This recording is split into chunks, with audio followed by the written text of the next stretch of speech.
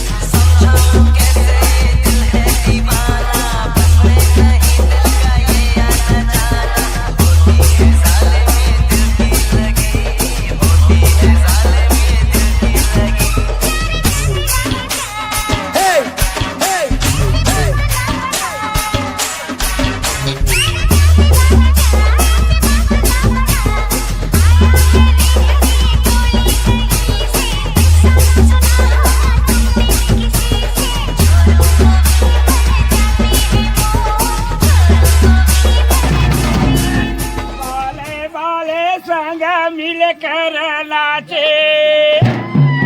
कर करी के रे सिंगारा जल चार मोहे जी थल चार मोहे मोहिनिए नव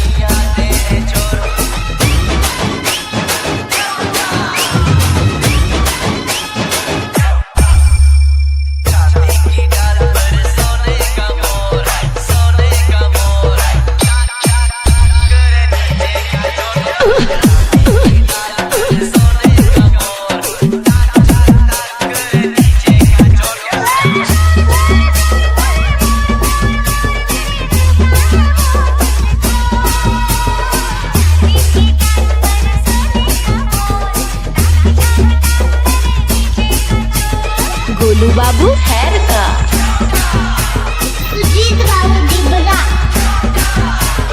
गोलू बाबू है